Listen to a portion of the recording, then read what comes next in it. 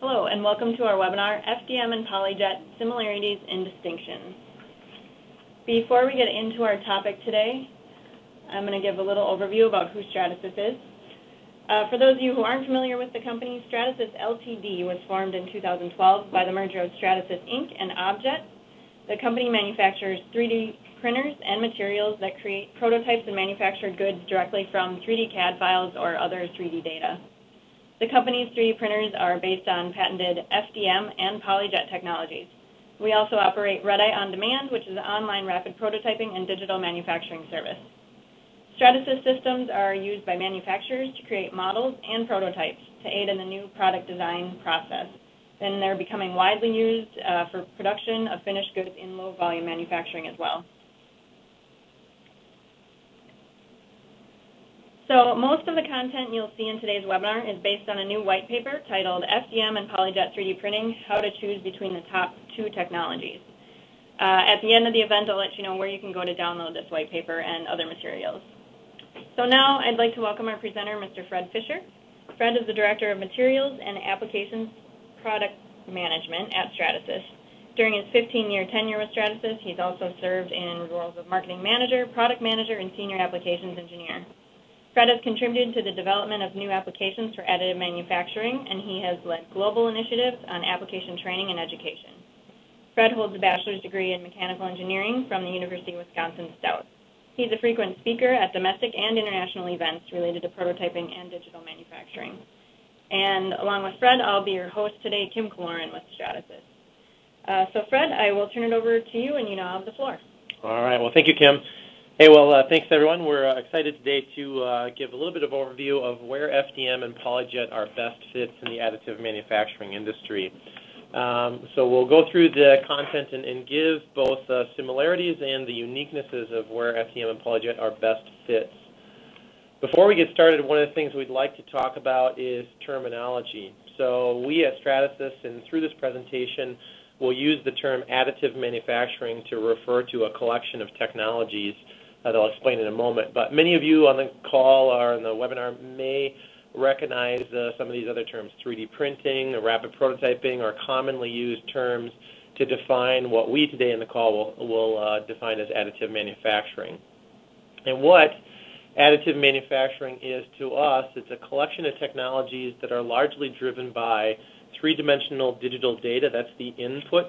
And what the technology does is in an additive process or in a layer-by-layer process produces a physical part, generally used as a concept model, a prototype, and even in some cases for manufacturing applications directly from that three-dimensional digital data, typically coming from CAD. So the process generally is three-dimensional digital data in, produce the part in the system or the technology itself, and then usually there's some post-processing that is required. Generally it's a support removal. It could be some other things dependent upon the technology. In general, if we look at the technologies that define the additive space and the process that many buyers go through when they're considering additive manufacturing, the first is that they will determine whether additive manufacturing is or is not beneficial based upon how they're producing their concept models, prototypes, their manufacturing parts, versus their traditional methods to do that. In general, the additive manufacturing space is made up of a number of different technologies, most of which fall into any one of these 5 categories listed in the second column there. Today what we'll be focusing on is where FDM and where inkjet, or specifically where PolyJet technology, are best fits in the additive manufacturing industry. So to help folks in the marketplace understand if FDM or if PolyJet is a best fit for their application needs. And so we'll talk about both the similarities as well as the uniquenesses of these two different technologies. So as mentioned, these technologies are both distinctly different, yet surprisingly different. It was one of the fundamental drivers behind the merger of both the two companies, or bringing these two technologies together, is the fact that they are very similar in many senses, both primarily from an operational standpoint, but they have very different outputs that satisfy different application needs. And thus, the two technologies collectively together solve a broader array of applications. Those applications can both be manufacturing or factory floor based, as well as models that can be used for concept modeling, for painting to look like the final production component, or models and parts that have the actual mechanical properties of the final product itself. So let's talk really briefly about each of these technologies and how they work. So we'll start with the FDM technology and talk about this. FDM, or Fused Deposition Modeling Technology, is an extrusion-based technology that uses a filament of thermoplastic material that's heated in a liquefier, and we very precisely control the location and the deposition of the material from the nozzle, somewhat like a two-dimensional pen plotter for those of you who remember how that works. So we very precisely control the deposition of the material on a layer-by-layer basis, and we repeat or build that part by building the very bottom layer and then extruding the shape of the layer on top of that and repeating the process over and over and over again until you have your completed part. That's how FDM technology works. So again, thermoplastics in and a physical thermoplastic layered part out. PolyJet technology conversely uses inkjet technology to create the shape of each layers. So the material in is a photopolymer, a UV curable photopolymer that simulates thermoplastic materials or simulates elastomers with the PolyJet technology. And so how the part is built or printed, the model is printed, is the inkjet head passes over the part, and it very precisely controls the droplets or the deposition of these UV curable photopolymer droplets to create the shape of each layer. On the head itself, or the carriage, are ultraviolet lights that semi-instantaneously cure the material and then thus create the shape of the layer. And that process, again, is repeated over and over and over again until you have your completed model. So again, both technologies working in an additive fashion, but each technology using a unique material and a unique technology to create the parts. So what we'll explore now are three different categories to help understand where PolyJet and where FDM are best fits in the additive manufacturing marketplace. In general, we can organize things into three categories to show both the similarities and the uniquenesses. So operations, or how users engage and operate the system. The part characteristics, so what are unique about the actual output itself. And then the material options themselves, the diverse array of materials that are available to choose from to select the material that's best suited to the application. So let's first start, and we'll talk about operations, right, and how these are similar. The first category in operations is something that's oftentimes called speed. And there's two categories that we think are important to understand about speed. All too often, buyers get hung up and evaluate the actual build speed itself, right? So how quickly it takes to produce the part once the start button is hit on the system and the model is complete on the system.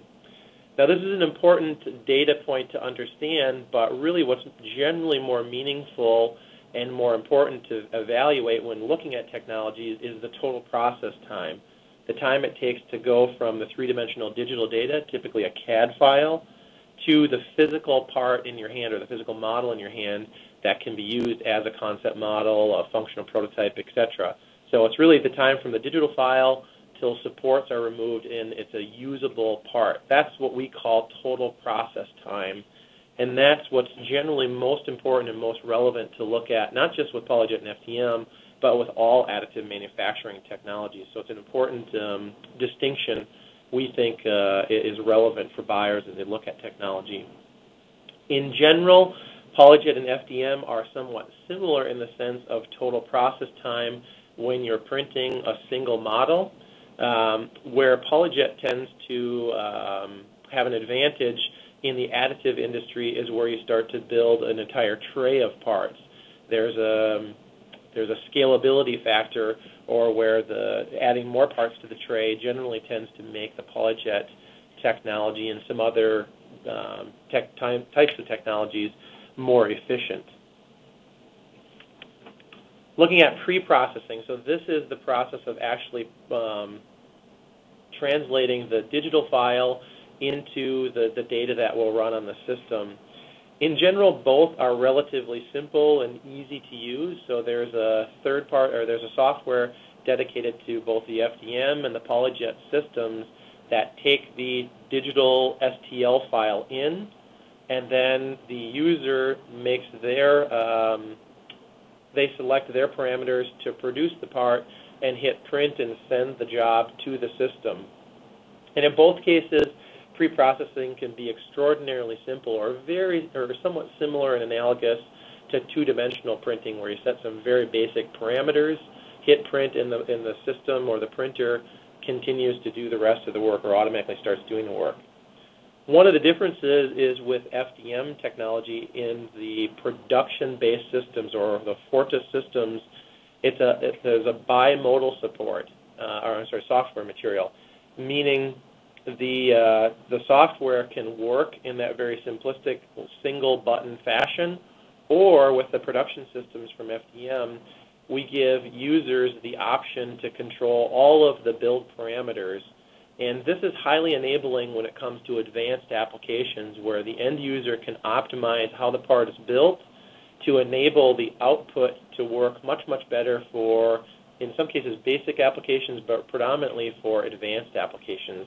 Things such as thermoforming, maybe cores for composites, paper pulp molding, amongst many, many other advanced applications are enabled as a result of giving access to the operator to control the shape or the build parameters of their particular part.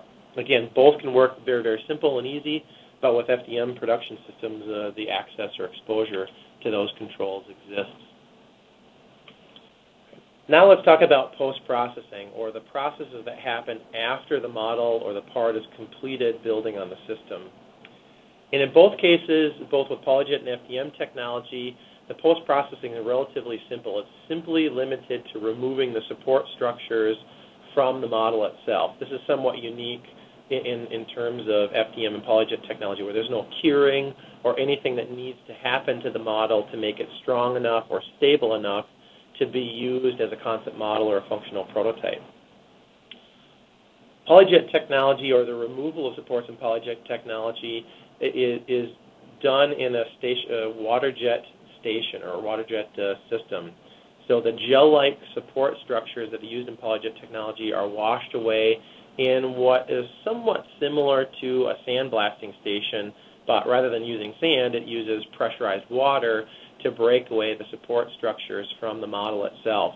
The process is relatively quick, simple, and requires an operator for maybe about 15 to a maximum of 20 minutes, depending upon the size and complexity of the part itself. With FDM technology, there are two different types of support structures. There's a soluble and a breakaway. The soluble support structure, as the name implies, is a type of supports that are washed away in water, heat, agitation, and a cleating agent. So it washes away the support structures in an automated fashion, or it's a labor-free process. That takes generally anywhere from 2 to maybe 4 hours, depending on, again, the size and complexity of the model itself. There's another type of support material, or called breakaway support material, and as the name suggests, these are support structures where the plastic supports are actually manually broken or broke away from the model itself using some simple tools like needle nose pliers as an example. And in general, like PolyJet parts, manually these supports can be removed somewhere between 10 and 20 minutes, again depending upon the simplicity or the complexity of the model itself. So this is post-process. Again, very simple, relatively quick, and in some cases automated for both FDM as well as PolyJet. So, operations. The other thing is about where can the printer be put in the actual environment itself. Both FDM and PolyJet, one of the strengths when looking at all the additive technologies on the marketplace is the fact that the systems are clean, quiet, and safe. And as a result, can be inserted not only into maybe, let's say, an RP lab or a manufacturing floor, but they're also safe for office use and convenient for office use. And this is important when considering, locating the system closest to the operators or the people who will need to utilize the system, so it's convenient. It can be put in a spare office or maybe in a shared environment with both of the technologies. In both cases, potentially water or power would need to be plumbed or routed wherever the system, or more importantly, the support removal device is located. So many companies choose to put the printer very, very close to the engineer, designer, or manufacturing folks, and potentially to put the support removal devices in an area that's maybe more convenient from a power and water supply standpoint. So again, easy to put really close to the operators themselves. From an ease of use standpoint, overall, both technologies are relatively simple. When we talk about the materials that are required to be put into the system to run it, with both FDM and PolyJet, the material or the consumables come in fully enclosed cartridges or canisters, so there's no exposure to uncured resin or the filament of thermoplastic material, so they're safe and very easy to swap in and out of the system. Changing from one material to the next, so if you're changing, let's say, from black ABS to white ABS, or maybe Vero Blue to Vero White, or for that matter, from one material type to the next material type, is relatively quick and relatively easy for the operator to do as a result. So there's a semi-automation built into both systems to facilitate making sure that process happens simply and efficiently. In terms of starting a part, both systems are relatively simple. Maybe take a matter of minutes, maybe a maximum of 10 minutes from the time when the job is sent to the system, where the operator is at the system getting the system prepped and the part started. So really just a matter of minutes to get the part started. Both systems run unattended or lights out, in the sense that there's not an operator that's required to be present. So similar in the sense of two-dimensional printing, these three-dimensional printers or additive manufacturing systems work very, very similar in that sense. Both systems, as we mentioned before, have parts that are fully cured or ready for use directly or immediately while it's being produced. So in both cases, let's say you're building two parts in the envelope concurrently, and part A is finished and part B is continuing to build, you can pause both systems, remove part A, resume the printer, and the system will continue to build part B seamlessly. So it enables operators to get their parts out of the system as they're ready. So, and then lastly is around operating expense. In this case, this is one of the areas of strength for FDM technology in comparison to all additive systems. FDM technology tends to be one of the lowest operating cost systems or total cost of operation technologies on the marketplace, both from the initial system acquisition, but more importantly, from the ongoing operating expense that's required. Generally, there's three things for FDM technology that drive the operating expense. The first and the most predominant of which are the materials, right? This is the filament of thermoplastic going into the system to produce the part, as well as the supports. And, a much, much smaller component of the operating expense exists around tips. These are the nozzles or the actual orifices in which the material comes out of, and the build sheets, which are the platforms in which you build a part on. So largely driven by materials, but to some extent by tips and build sheets. So again, FDM, very, very low operating expense compared to all the other technologies in the marketplace. PolyJet technology, the operating expense is largely driven also by materials or the UV curable photopolymer that goes into the system. The print heads themselves, or what's maybe analogous in FDM to tips, or these inkjet printing heads last somewhere in the neighborhood of 2,000 or more hours. So they have a very long life, but they are driven by the operating expense. They can be encompassed into some of the maintenance packages. And there's some miscellaneous odds and ends, small components of hardware that are a really small component of the overall operating expense, things like wiper blades, the roller knife, etc.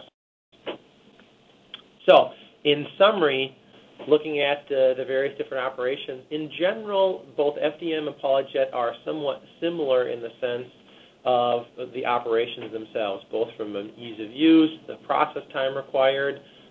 Where FDM and PolyJet differ, PolyJet again tends to become increasingly advantageous or efficient as you build not just one model but many models in the envelope concurrently. And then conversely, one of the strengths of FDM in the overall additive marketplace is, of course, the ongoing operational costs as well. But again, both very easy to use, friendly to put in an office environment, and similar in terms of pre- and post-processing. So let's switch and talk now not about how the technologies are similar, but maybe where the technologies start to differ. And one of the areas is around the part characteristics themselves. So the first of which being surface finish. This is one of the things that PolyJet, surface finish being one of the things that PolyJet technology owns in the additive manufacturing space. Surface finish is generally largely driven by the layer thickness. So with PolyJet, it's either a 16 or a 32 micron layer thickness. So as a result, it has very smooth surface finish that's nearly paint ready. The surfaces can be sanded and polished to have almost a glass-like or an injection molded-like surface finish to it. That process is very, very simple and easy to do after the part has been, or the model has been printed. With FDM technologies, it's building in a slightly larger layer thickness, and as a result, the layer lines directly out of the system are certainly much more evident and visually apparent than maybe, let's say, PolyJet or some of the other additive technologies on the marketplace today. However, over the last couple of years, for those of you who haven't looked at FDM recently, there are a variety of techniques or post-processing technologies that Stratasys has optimized to work with FDM technology. Specifically, our finishing touch smoothing station, and really one of the more recent technologies called mass finishing, or the mass finishing, where we're really automating the sanding or the work that's done on the outside of the part to remove some of those visible layer lines and make the part itself ready to be used as a master pattern or to be ready for paint, as an example, to minimize the amount of filler or time that's required. So again, big strides made in post-processing techniques around FDM to improve the overall surface finish itself. And the next part characteristic we'll talk about is resolution and feature detail. Again, this is really driven in this case by both the dots per inch or the minimum bead width that either PolyJet or FDM technology can build. In general, this is again another area where PolyJet technology tends to shine or be positive. It is around being able to build things like text, small texture, pins, so very fine features, let's say maybe smaller than 40,000ths of an inch, generally tend to be best suited for PolyJet technology. So if that's something that an end user is needing to do on a very, very regular basis, PolyJet may be a better solution in that case. If it's just occasional and the output needs to be more mechanical and structural, then FDM tends to own that with things like ribs, bosses, gussets, maybe where actual screws or mechanical fasteners or clips and brackets are going to be put together. FDM technology can oftentimes be best suited for that when looking at all the technologies on the additive manufacturing market. The next is accuracy, and accuracy tends to be something that's oftentimes misunderstood, or resolution and accuracy are oftentimes intermixed amongst themselves. So what we previously talked about with resolution is really, and surface finish is largely driven by the layer thickness and isn't necessarily directly related to the accuracy of the part. So accuracy being how close the actual output is to the nominal dimensions of the digital file coming in, or the STL file. So how close to, let's say, 1 cubic inch or 25 cubic millimeters is this particular part.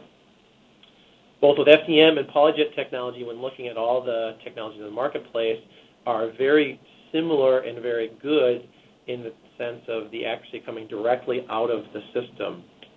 Where FDM generally tends to shine is the stability of that part over time. So since FDM is using a thermoplastic material, that generally tends to be more stable in a broader range of heat, ultraviolet, humidity, and maybe even mechanical pressure exposure.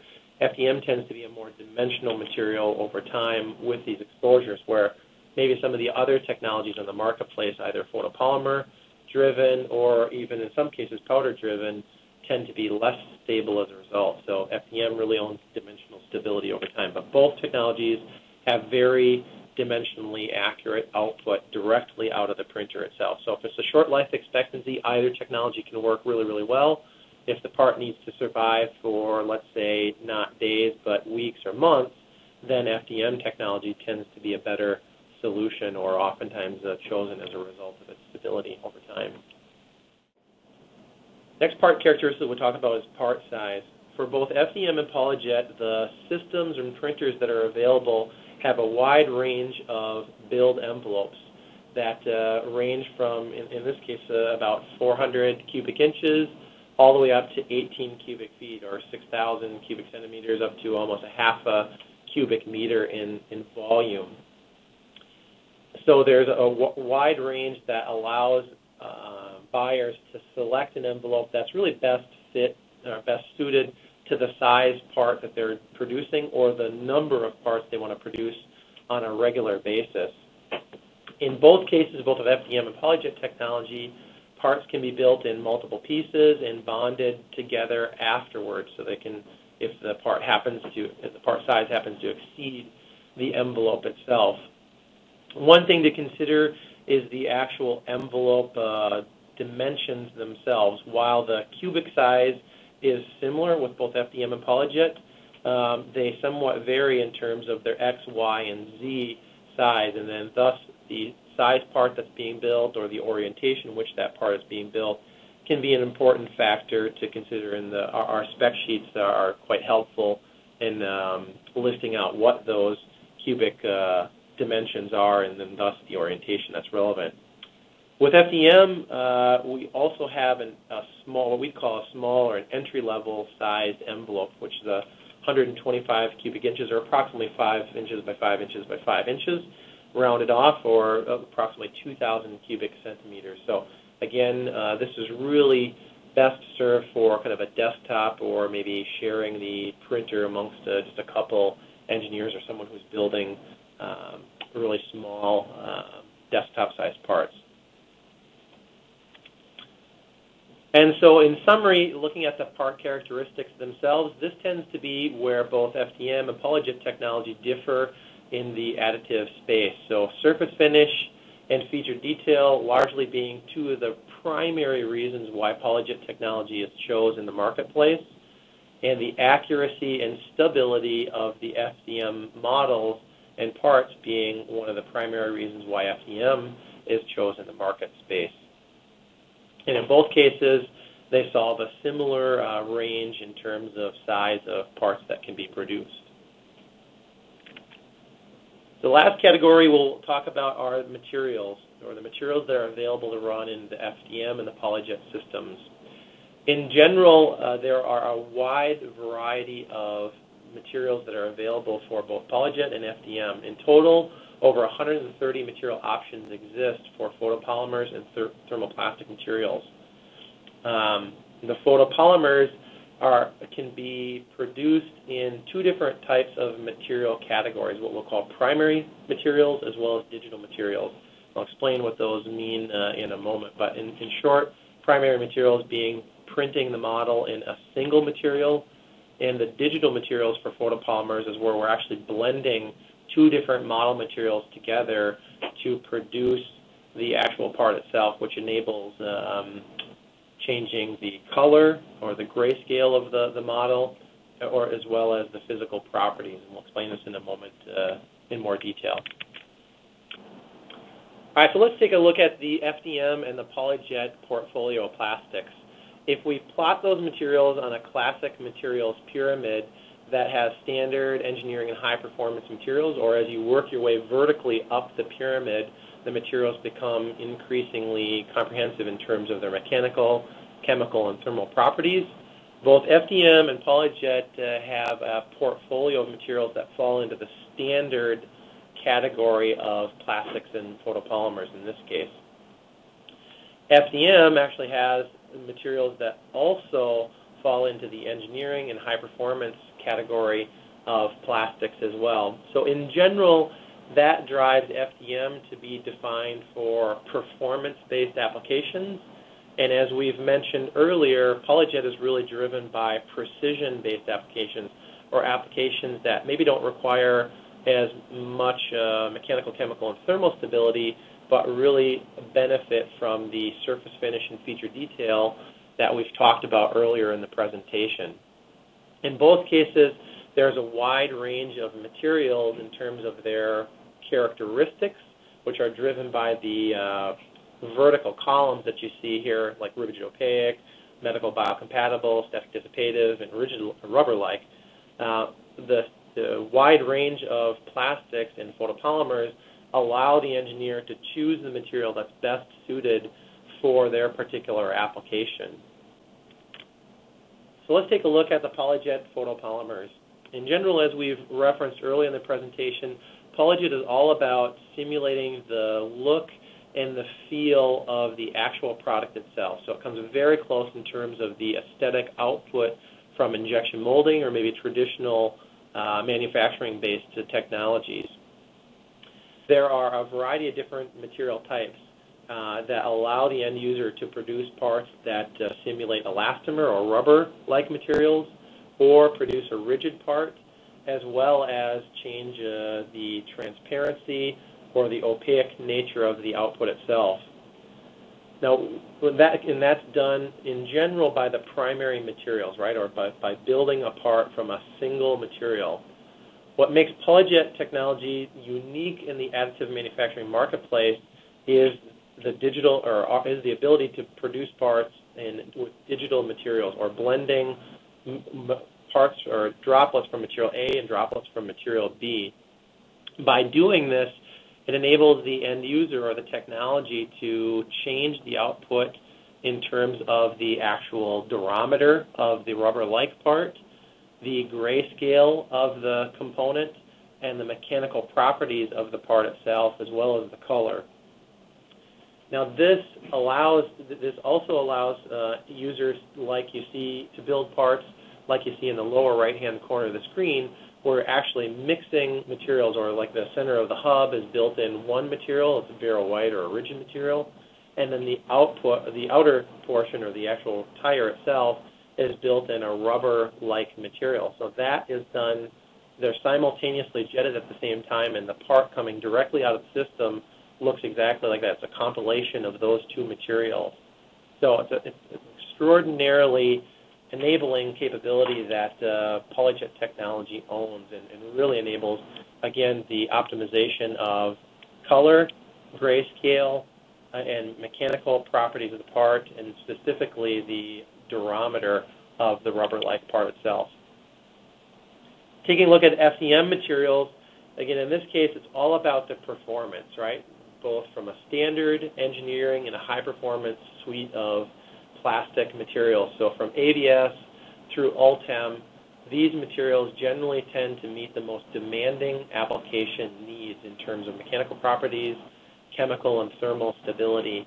So these parts are strong, they're durable over time, and in many cases they have unique certifications like flame, smoke, and toxicity certification for transportation-based applications, biocompatibility certifications, amongst others. So in general, where it's demanding performance requirements, FDM output generally tends to be one of the most chosen technologies in the additive manufacturing space.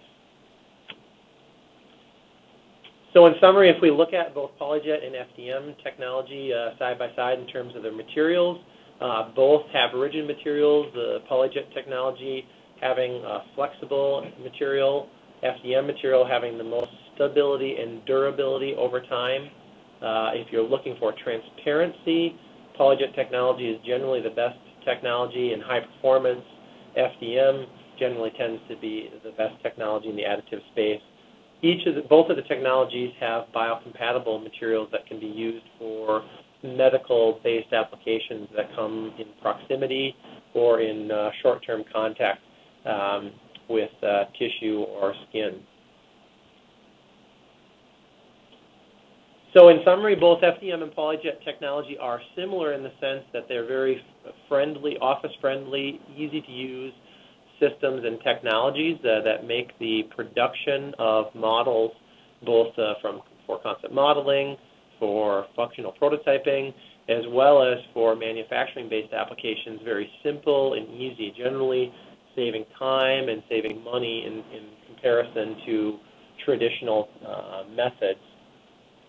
PolyJet and FDM technology tend to be some of the most purchased technologies on the marketplace, owning over 50% of the additive manufacturing system sales in the marketplace today. And by combining these two technologies, it allows Stratasys and then our customers to solve a very wide range of application needs, whether they be flexible parts, rigid and durable parts, translucent or transparent parts. FDM or PolyJet technology generally tend to solve that application spectrum very, very well. Great. Thank you, Fred. In a minute, we'll take any questions that you may have, and if you're thinking of a question and want to ask it, please be sure to submit it through the Q&A panel. I wanted to let you know that after the event today, you'll be able to download the white paper that was referenced earlier, along with the slides from today's presentation and the recording of this webinar at stratasys.com/webinar-fdm-polyjet. All right, so now let's move into questions. There have been a couple that have come in throughout. We'll try and get through most of these before our time runs out. The first question, Anna is asking, how much work is required once an STL file is sent to the machine? And do I need a separate computer for that STL effort? Mm-hmm. Well, good. In general, good question, Anna. So in general, the process to start a model or a part once it's been sent to the system is relatively simple, right? Generally requires anywhere from just a few minutes to maybe 10 minutes maximum to get the system in a condition that's ready to start printing or producing the part. So it's quite simple. For the PolyJet systems, there is a dedicated workstation that sits next to the system, and this can be a relatively simple system, right? Today, one of these workstations can be purchased for, literally just a couple hundreds of dollars. So quite easy to have. For the FDM system, the computer, with the exception of the Mojo, the computer is actually built into the system itself. Okay. Very good. And I also just am putting the final chart on the slide here, too, just if that helps raise any questions for others that may have a question to ask. We'll go on to another question. Hopefully that helped answer Anna. Bruce is wondering, is anyone using FDM for creating drill jigs? Excellent. Great question, Bruce. So in general, one of the fastest growing applications for FDM technology is using the output not just for design applications but for manufacturing applications.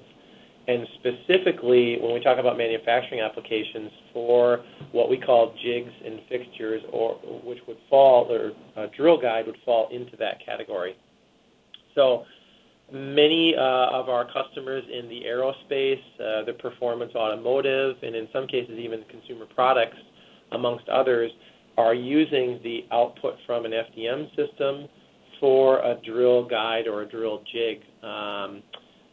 In some cases where maybe the surface of which can't be plastic but needs to be metal of some sort, they actually press in a bushing, like a drill bushing or a drill bushing, to increase the wear resistance of that particular area itself. So again, in short, the answer is absolutely yes, and it's things such as drill guides are one of the fastest growing applications for FDM technology in our market. Great. I think one more minute for one more question, and then our time is about up. This other question comes from Chuck. He's asking basically if parts are air or watertight from either FDM or PolyJet. Mm-hmm. All right, good question. So the parts from a PolyJet system will come more watertight than FDM just due to the nature in which they're building parts. So it's always important to know the pressure of which. So if it's just ambient pressure, PolyJet parts are watertight and airtight for applications. Of course, it depends on the pressure itself, right? And depending upon the material and the geometry will determine at what pressure a PolyJet part can survive or can hold water or air. It's actually the same story with FDM as well.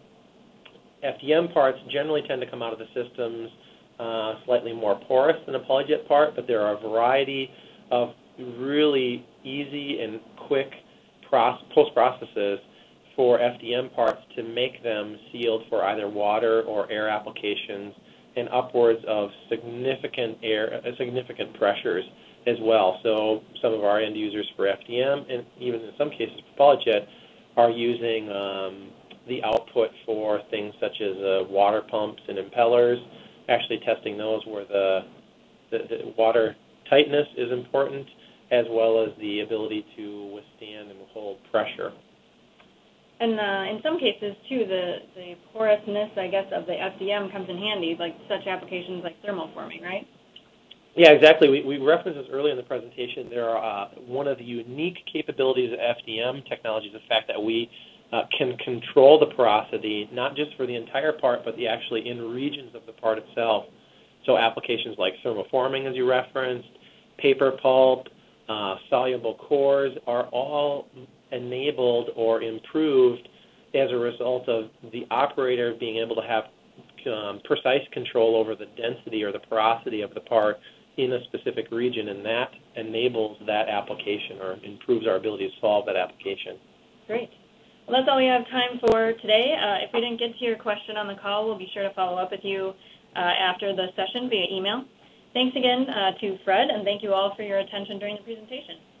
Now I'll turn it over to our operator who will close out the call. Thanks.